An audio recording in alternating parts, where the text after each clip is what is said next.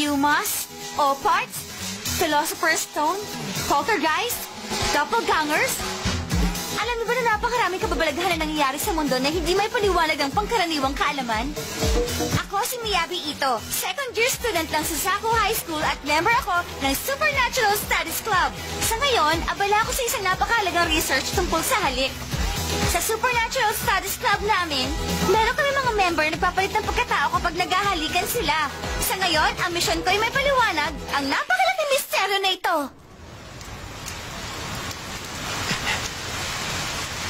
Bakit naman tumulan na to? Lalo mo pa kami. Uwi na lang ako. Saan na lang tayo? Sabi mo nga yun. Ano? Game kayo? Opo, tara! Ang iingay?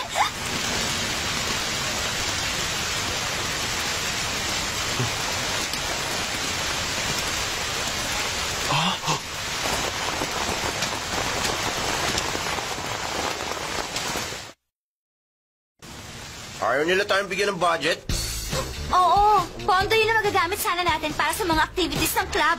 Ilang beses na ako nakiusap sa presidente ng student council, pero lagi niya iniiba ang usapan. Napakamanhid talaga. Pinaghintay lang niya ako, nakakainis! Ah, siya ba? Ano ka mo? Walang pondo, kailangan ba talaga natin yung sa club? Oo nga. Mukha namang magagawa pa rin natin ang lahat ng gusto natin basta nandyan lang tong si Yamada. Teka nga, ano ba akala nyo sa akin, robot? Ewan ko sa inyo. Hindi niyo talaga naiintindihan ang ibig ko sabihin. Kung may pondo tayo, pwede natin ayusin ang kwarto nito para mabukat tuloy na club room. Okay naman sa akin yung ayos dito ngayon, ah. Oo nga, mas simple, mas maganda. Yun ay dahil mga burarat, walang kwenta lalaki kayo! Ay, nako! Ang akala ko pa naman magagawa ko na itong ideal na club room. Ano? Ideal na club room? Oo! Yung kumpleto sa tools at materials para sa mga research. Yung may teapot at sofa. Tapos, pwede rin tayong bumili ng maayos sa TV. Tama ka. Mukhang maganda nga yan, ah. Oo nga, mas magiging komportable nga tayo nun. Tama! Pero, kung hindi na tayo bibigyan ng budget, hanggang pangarap na lang yun. Sandali. Kasama ba ang microwave oven dyan? Ano ka mo? Tinatanong kita kung pwede na ba tayo bumili ng microwave oven? Ha? Microwave oven? Oo, kasi kung meron tayong microwave oven, hindi na ako mapipilitan kumain ng malamig at matigas na sandwich at rice mix. Meron na tayong initan! Iba ka talaga.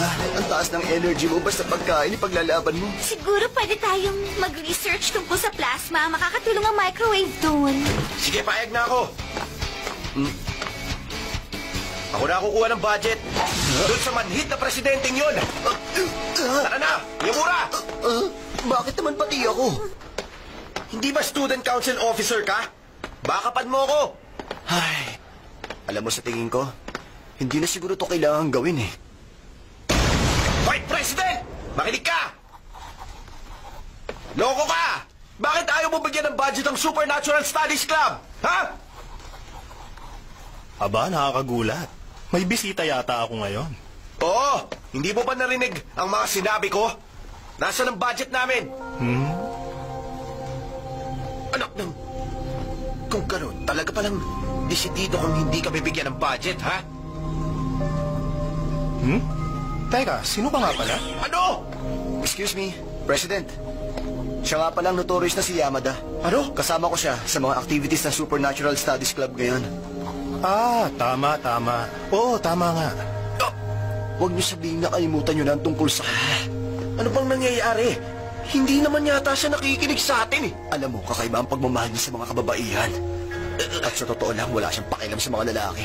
Teka, anong ibig sabihin nun? Malamang, nung pumunta dito si Miyabi, walang katapusang pambobola muna ang ginawa niya bago siya humindi. Ano? Paano naman naging student council president ang isang tulad niyan? Yung mga dating officer ang pumipili nang papalit sa kanila dito sa student council. Ah, ganun ba? Sige, gets ko na. Hoy! President! Kung sinasabi mo na hindi mo na maalala ang pangalan ko, wala akong magagawa. Kailangan ko ipaalala yun sa'yo sa alam kong paraan. Nanginginig na to sa takot. Oh, sige. Ha? Tatandaan ko na yun. Oo! Tama! Dapat lang! Siya nga pala, Suzuki. Hindi Suzuki! Yamada nga eh! Bakit ka nandito? May kailangan ka ba sa akin? Nakakainis siya! Magbabayad ang lokong yun sa ginawa niyang to! Sinabi ko na sa'yo, di ba? Mabuti pa, subuko na lang tayo at tanggapin ang lahat. Hindi. Hindi pwede. Huh? May naisip na akong plano. Ano ba sa tingin mo ang ginagawa mo? Ako si Miyamura, tapos si Urara si Yamada. Si Yamada si Urara. Tapos ako naman si Miyabe. Ano ba talagang binabalak mong gawin, ha? Hindi pa ba obvious? Bakit kapag tawaran ako ngayon sa lalaking yon gamit ang katawang ito? Magandang ideya yan para kay Yamada. Anong sinabi mo? Pero wala rin naman nangyari nung ako nakipag-usap. Tumahimik ka! Hindi maiintindihan ng isang babae kung paano tumitibok ang puso ng isang lalaki. Tayo na, Miyamura! Excuse me po! Good afternoon! Ako si Urara Shiraishi ng Supernatural Studies Club. Ayun din ako. Ako si Miyabe Ito. Narito kami para makapag-usap doon sa budget ng namin, sir! Ano ito? Teka, akala ko pa naman kung sino na. Yun pala. Ikaw na naman, Yamada. Naku, hindi ha! Nagkakamali po kayo! Anong sinabi mo? Kanina mo pa alam na nakipagpalit ako ng katawan? Oo, sa madaling salita, ganun na nga. Hindi ba, Miyamura? Natuklasan mo rin tungkol sa akin. Mga teorya pa lang yun kanina. Pero nakumpirma ko na rin yun ngayon. Oh, Ibig kong sabihin, iba ang amoy nyo. Hindi kayo amoy babae. Hindi nyo kayang lokohin ang pang-amoy ko. pero at least medyo kinakausap na rin niya tayo ng maayos ngayon. Baliwala sa kanya kahit na mga lalaki tayo basta babaeng panlabas sa anyo natin. Siya nga pala. Bakit kayo nandito? May kailangan ba kayo? Nandito nga kami para makapag-negotiate tungkol sa budget! Ganun ba? Sige, bibigyan ko kayo ng budget. Huh? Pero, yun ay kung tutulungan niyo ako na masolusyonan ang problema ng student council sa isang bagay. Ang tagal naman nila. Ano na kayang ginagawa nila? Hindi ka ba naku-curious, ha? Hindi naman. Isa sa ipinag-aalala namin, ang tungkol sa top student ng Suzaku High School na si Shiraishi Urara dahil wala na raw siyang balak na pumasok sa kolehiyo. At kawalan yun para sa buong school natin. Posible na marami siyang inaalala sa bahay nila. Alam niyo, maski ang mga guardian niya, gusto na magkolehiyo siya. Kung ganon, ibig sabihin siya pala mismong ayaw mag-college. Ganon ba yun? Ganun na nga. Kaya nga, gusto kong imbestigahan niyo kung bakit ayaw niya tumapak sa kolehiyo at hikayatin niyo na rin siyang magkolehiyo. Teka! Ikaw ang student council president. Bakit hindi ikaw ang kumumbinsi sa kanya? Sa tingin ko, mas pakikinggan niya ang isang katulad mo. Okay lang naman sa akin na kausapin siya eh. Pero may mga pagkakataon na hindi ko na hawak ang sitwasyon. Ano? Hindi mo hawak? Oo, dahil mas magagawa mo yon. Base na rin sa relasyon ninyo. Bilang kapalit, gagamitin ko ang kapangyarihan ko para magkaroon kayo ng budget. Ano, pahig ba kayo sa proposal ko? Oo. O hindi? Ayoko. Ano? Matalino kang tao, hindi ba? Sayang naman! Feeling ko kasi, hindi ko na talaga kailangan pumasok sa college. Kaya ko na namang mag-aral mag-isa eh. Wala na pag-asa. Huwag ka padalos-talos. Kapag tumanggi ka, paano na ang budget natin? Pasensya na. Sorry kung nadamay pa kayo sa akin.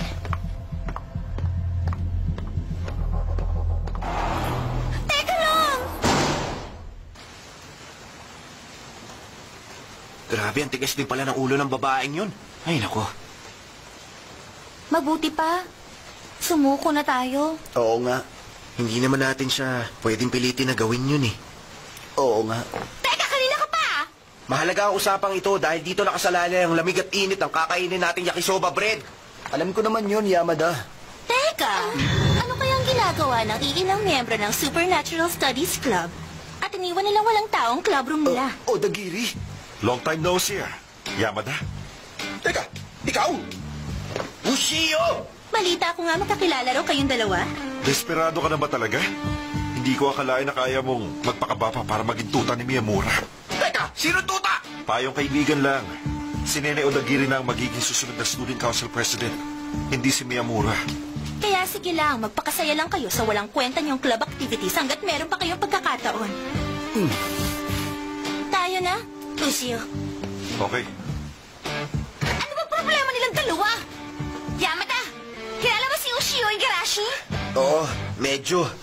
Sino naman si Nene Odagiri? Vice President siya ng Student Council, di ba? Bakit ka na siya kumakasta? Sabihin mo na. Sige na, ano ba? Siya ang makakalaban ko sa pagka-presidente ng Student Council sa susunod na term. Makakalaban mo? Ang akala ko ba ang mga nakaupo ang pipili ng papalit sa kanila? Oo. Kung mapipilit natin na mag-college si Urara Shiraishi, tapos na ang mission ko. Pero kung hindi, sadyang napakaliit ng posibilidad na maging presidente pa ako. Ano sinabi mo? Kung ganun pala, Totoo yan.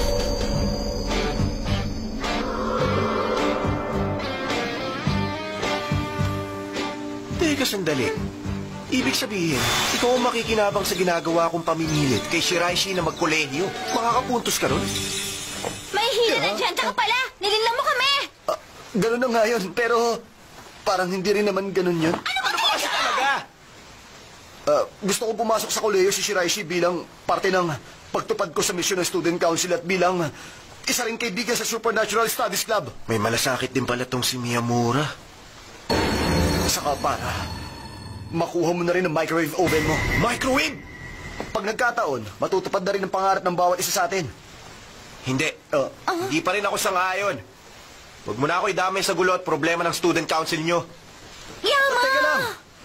Yamada, wala ka nang magagawa ngayon kundi sumunod. Ano? Anong ibig mong sabihin? May pagkatuso ang presidente ng Student Council. Mas makakabuti sa'yo na sumunod na lang. Dahil kung hindi, Ano? presidente siya ng Student Council. Wala siyang hindi kayang gawin. Maaari niyang gamitin ang kapangyarihan niya para i-abolish ang club.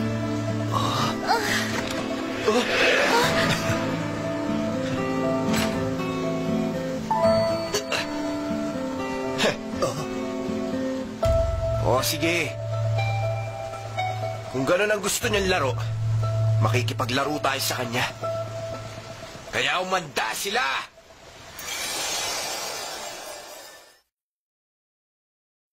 Alam nyo, madali lang isolve ang equation na ito. Gamit ang mga formula na minemorize nyo. Pero Masusolve paano nyo to? ito. Siya na mismo ang nagsabi na ayaw niya mag-college. Huwag nyo munang i-round off. Stand up! Anong gagawin Bow! ko? Yamada, pwede ba kitang makausap sandali? Yamada, gusto ko sanang magpalit tayo ng katawan. Sige, okay lang sa akin. Ano bang nangyayari kay Shiraishi? Bakit parang namumula ang mukha niya?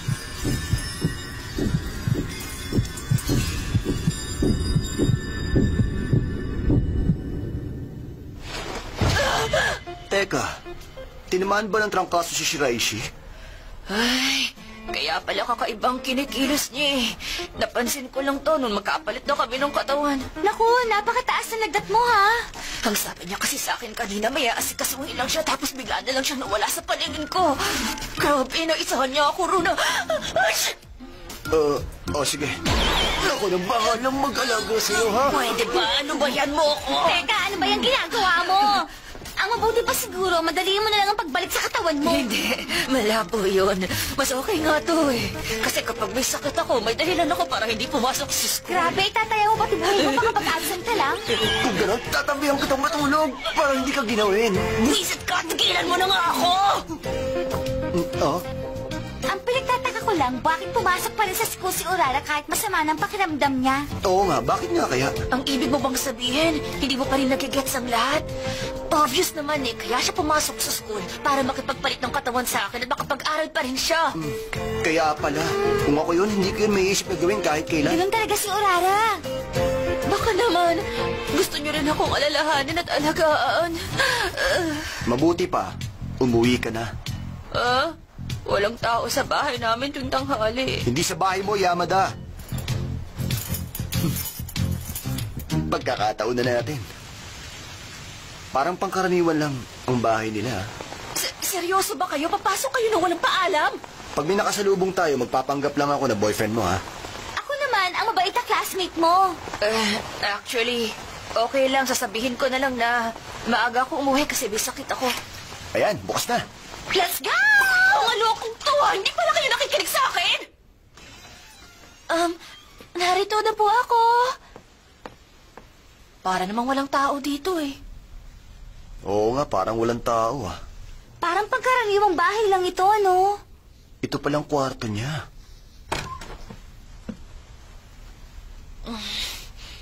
Huh? Ang cute naman ng pagkakaayos ng kwarto niya. Akala ko pang typical na genius ang ayos ng kwarto niya. Basta ano man ang mangyari, huwag niyong pakialaman ng gamit niya. Maliwanag ba? Grabe, size E. Sino may sabi na pakialaman mo yan? Ang cute ito. Di ikaw? Akin na yan! Oh. Ang cute nga. Hindi natin pwedeng baliwalain kahit na maliit na detalye. Magsilayas na nga kayo dito! Ako na bahala! Ay!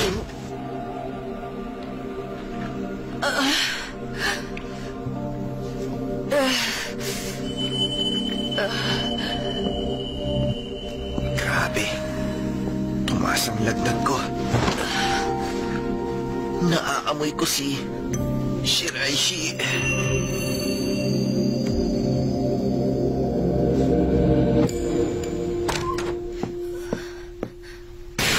Gising, Yamada. Anong ibig sabihin nito, ha? Bakit ka umuwi dito nang hindi man lang nagsasabi sa akin? Ha? Bakit? Nagtanong ka pa? Ipilit mo ako na kunin ang may sakit mong katawan kanina, hindi ba? Hiniram ko lang naman sandali ang katawan mo, ah. Kasi may kailangan ako ipasa kay teacher. Pero, dapat sinabi mo na sa akin yan noong umpisa pa lang. Di ba, ang sabi ko, hintayin mo lang ako sandali? Alin doon ang sandali? Kung sandali lang pala, edi sana ginamit mo na lang ang sarili mong katawan kanina, di ba? Kung ginawa ko yun, hindi nalaman ng teacher natin na may sakit ako. Oh, at kapag nalaman niya yon, siguradong pauuwiin ka niya. Tama na nga yan. Magpalit na tayo ng katawan. Okay lang kaya silang dalawa? Mukhang galit na galit si Urara eh. Grabe, hindi ako makapaniwala. Sa kagustuhan mo mag-aral, pati yun nagawa mo. Ganun ba talaga kahalaga sa'yo ang pag-aaral, Urara? Kung ganun yung kahalaga sa'yo, dapat ituloy mo na yan hanggang sa college. Ganito kasi yon. Huh? Wala na akong ibang pwedeng gawin kundi mag-aral. Kahit na nasa school ako o nasa bahay. Mag-isa lang din naman ako eh. Oh?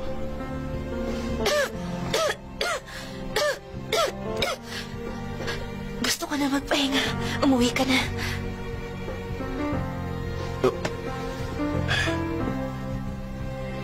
Sorry kung pumunta ako dito nang hindi nagpapaalam.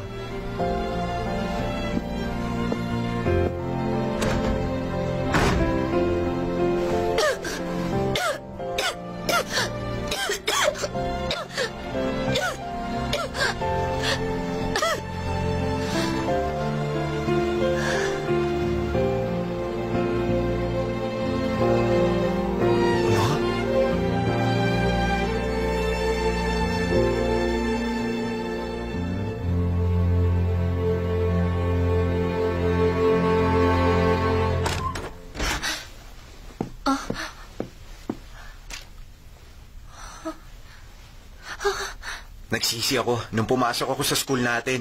Akala ko boring na lugar yun. Pero nito mga nagdaang araw, alam mo, natuklasan ko na nakakatuwa pala ron. Ganon din kaya ang pakiramdam sa college. O sige, magpahinga ka na.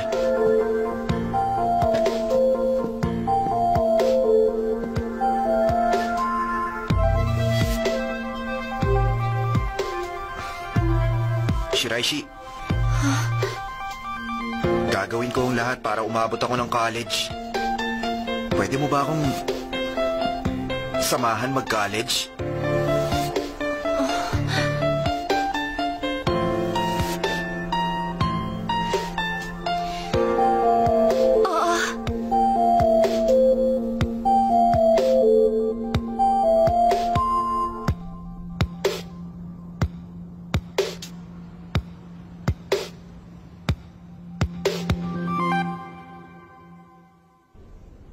Sinasabi mo ba na balak nang mag-college ni Urara? Oo. Grabe, ang galing naman. Oo nga, Toranosuke. Dagdag pogi points yun sa'yo. Pero, paano naman? Sikretong malupit. Ayan na! Ha? Ano nangyari? Siguro dahil hindi mo tinanggal yung wrapper niyan. In-overcook mo kasi. Sintigasan ng bato. Teka, si Yamada. Nasaan siya? Kung kailan natin nakuha ang pinakaasam niya, wala naman siya. Ang yakisoba, friend ko! Ha? Teka! Sandali, kukuha ko na May sakit ka pala eh! Dapat hindi ka muna pumasok sa school! Ito talaga yung Yamada! Katawan!